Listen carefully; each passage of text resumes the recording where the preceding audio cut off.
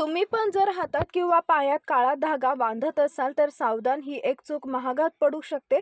काळा किंवा इतर धागा बांधण्यामागचे काही नियम आहेत हे आज आपण जाणून घेणार आहोत. पण त्यापूर्वी दररोज नवनवीन बातम्या बघण्यासाठी आपल्या ATV मराठी या यूट्यूब चॅनलला सबस्क्राईब नक्की करा आणि शेजारील दिसणारे बेल आयकॉन प्रेस करा. तर मित्रांनो, काळा दोरा पायात बांधण्याचे तोटे. कोणत्या राशीच्या व्यक्तींना काळा धागा बांधणं त्रासदायक ठरू शकतं? कोणत्या राशीच्या व्यक्तींनी काळा दोरा बांधू नये? हिंदू धर्मातील शास्त्रात आणि लोकपरंपरेत काळा धागा घालणे हा एक संरक्षणात्मक उपाय मानला जातो. तुम्ही अनेक लोकांना त्यांच्या पायावर किंवा हातात काळा धागा बांधताना पाहिलं असेल आणि तरुण आणि मुलांनी तो हातापायावर बांधणं सामान्य झालंय.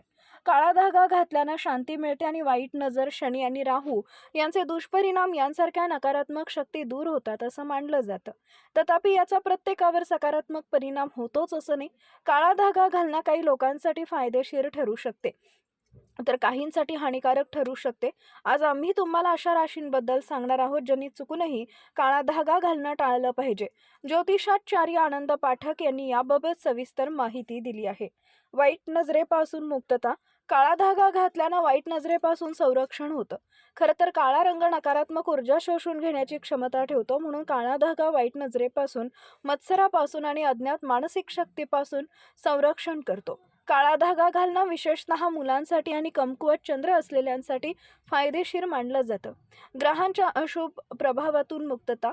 काळा धागा घातल्यानं शनी आणि राहू सारख्या ग्रहांच्या दुष्परिणामांपासूनही आराम मिळतो.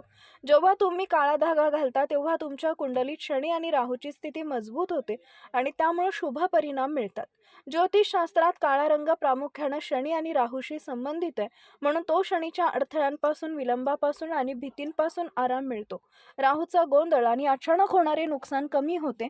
या परिस्थितीत काळा धागा संरक्षक कवच म्हणून काम करतो. काळा धागा घातल्यानं आरोग्यासाठीही फायदे मिळतात. परंपरेनुसार काळा धागा घातल्यानं सांधेदुखी, मज्जातंतू कमकुवतपणा आणि वारंवार होणाऱ्या आजारांपासून आराम मिळतो. या परिस्थितीत काळा धागा घातल्यानं ऊर्जा संतुलन राखलं जातं. काळा धागा घातल्यानं मानसिक सुरक्षा आणि आत्मविश्वास देखील मजबूत होतो. यामुळे भीतीपासून आराम मिळते आणि आत्मविश्वास वाढतो, कारण तो नकारात्मक प्रभावांपासून मानसिक संरक्षण प्रदान करतो.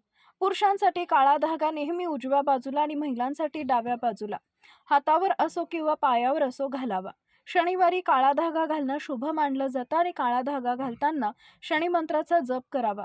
मुलांनी कमरेभोवती किंवा घोट्याभोवती काळा धागा घालणं योग्य आहे. हा धागा नेहमीच साधा आणि गाठी नसलेला असावा. तथापि तुमच्या कुंडलीचा सल्ला घेतल्यानंतर काळा धागा घालणं अधिक शुभ मानलं जातं आणि सर्व प्रकारच्या समस्यांपासून मुक्तता मिळते. मंगळाच्या राशी असलेल्या मेष आणि वृश्चिक राशींनी काळा धागा घालू नये. ज्योतिषशास्त्रानुसार काळा धागा शनी आणि राहू या ग्रहाशी संबंधित आहे आणि या दोन्ही ग्रहांमध्ये शत्रुत्वाची भावना आहे. म्हणून मेष आणि वृश्चिक राशीसाठी काळा धागा घातल्यानं फायद्यापेक्षा जास्त नुकसान होईल. चंद्राची राशी असलेल्या कर्क राशीनं देखील काळा धागा घालणं टाळावं. ज्योतिषशास्त्रात चंद्र आणि शनी आणि राहू यांच्यात शत्रुत्व असल्याचं दर्शवते. कर्क राशीनं काळा धागा घातल्यास अनेक समस्यांना तोंड द्यावं लागू शकतं. सूर्याची राशी असलेल्या सिंह राशीनं काळा धागा घालणं टाळावं. काळा धागा शनीशी संबंधित आहे आणि पितापुत्र असूनही सूर्य आणि शनी यांचे नाते प्रतिकूल आहे, म्हणून सिंह राशीच्या लोकांनी काळा धागा घालणं टाळावे.